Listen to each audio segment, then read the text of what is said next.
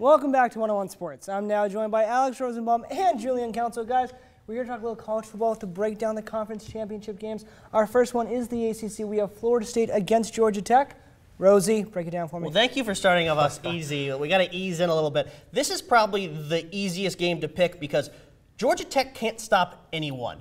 Georgia Tech had allowed 49 points against Middle Tennessee State. Florida State is one of the best offenses in the country, and coming off a loss against Florida, I really think they're going to put it to Georgia Tech. Expect a lot of points in this game. That's what Florida State should do. Beware Georgia Tech badly. He's shown that they can throw the ball in the triple option. They've been able to, the past few games, throw over 150 yards twice. But, you know, obviously Florida State with the #1 rushing defense in the country. Carradine's out the ACL, so we'll see how that affects Florida State. But obviously it should be an easy win. The Noles should be going to the Orange Bowl. Guys, I agree with you. I really can't see that any way that Georgia Tech will win this game. But going from the ACC to the Big Ten, Nebraska, Wisconsin, break it down. Got to go to the Children of the Corn, Nebraska, Taylor Martinez. It's this time to really step up and show that the Cornhuskers are ready to be back in the BCS. It'll be their first Rose Bowl appearance. I just don't see Wisconsin doing it. It's being 7-5, 4-4 in the Big Ten. They haven't really shown that they're as good as they usually are. Don't have a solid, stable quarterback this year. No, Nebraska should win. But this is such a game that Nebraska would lose, and there's only one reason for this. Wisconsin is the two-time reigning Big Ten champion, and the game earlier this year was decided by 3 points. And most of that's because Taylor Martinez played a pretty much flawless game, no turnovers. I don't see him doing that again. I see Monty Ball putting the team on his back. He just broke the record, the NCAA record. I expect him to have a huge game. He had 3 touchdowns the first time. Expect something like that again. Wisconsin sneaks in and goes to the Rose Bowl. Nebraska also held Wisconsin 56 yards rushing the first time, too. Having got a lot of quarterback sacks going with that. Still, I mean, they did a great job against Wisconsin. I mean, it's going to be a grind-out game. Both these teams have had it all throughout the Big Ten season. Hasn't been the greatest without Ohio State and Penn State not being able to participate. I mean, guys, it could certainly go both ways. It's certainly going to be a better game than the Florida State-Georgia Tech. That is for sure. Now, I hope so.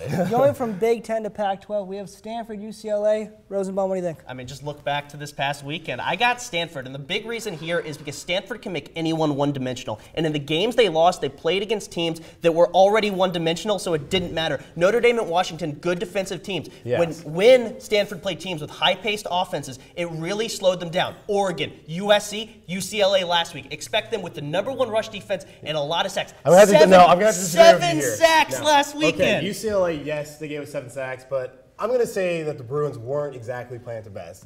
Knowing that Stanford needed to win the game, UCLA knew that no matter what they had to do, they're going to go up north to play either Oregon or Stanford. I think they chose to play Stanford this week. You're going to see the real Jonathan Franklin come out this weekend. No. And Brett Hundley, he didn't play bad. Stanford undefeated at home. Stanford's going to take it. You're wrong. UCLA will play in the Rose Bowl on New Year's Day. You're crazy. They will play at home. You're crazy. Wow. You know what? I appreciate the effort, but you know I have to go Stanford on this one. They're just way too good at home. That's my choice here. But guys, all those games we just mentioned do not even compare to this one. We're going the SEC Championship game. This one is the granddaddy of them all. We have Bama. We have Georgia. What do you think? Winner takes all. I'm picking Georgia. Why? Aaron Murray, yes. Yes, he did not play well against Florida and South Carolina, throwing 4 interceptions. But in this game, Aaron Murray put a media blackout today for the rest of the week. He's focused. He's ready. This is his time at Georgia. First SEC quarterback to throw for over 3,000 yards in 3 consecutive seasons. And he's great at beating up on those weak SEC East teams like he did all year. And that's why he is the #1 passing efficiency in the country. But in those 2 games against South Carolina and Florida, against South Carolina, 11 for 31, 109 yards and interception. Versus Florida, 12 for 24, 151 touchdown, 3 interceptions. The only reason they beat Florida is because Florida turned over the ball 6 times. Alabama has turned it over twice all year. Alabama is a better team with an elite defense. They're going to bring it to Georgia, and they're going to the national championship game. Rambo that because he already said that Georgia's more talented. Jarvis Jones a freak defensively. But let's see. Alabama lost to Texas A&M, a team that likes to throw the ball, spread it around. Yeah, Georgia's a team that can spread it around. Aaron Murray, one of the better quarterbacks and the best quarterback in SEC, one of the best in the country. Wrong. Johnny Manziel is the best quarterback in the SEC, which is why he's going to win the Heisman. It took a Heisman performance to beat Bama. It took Zach Mettenberger's best performance to get that LSU game close. Aaron Murray has to play out of his mind. It's not going to happen. Alabama is going to kill him. Unfocused. Gentlemen, breathe.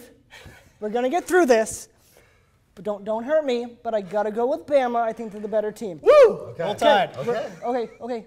All right, we're good. So, Time for us to step away. Thank goodness I got scared. But when 101 returns, Joe will be joined by our NBA experts to try and get their points across before the shot clock expires. This should be fun.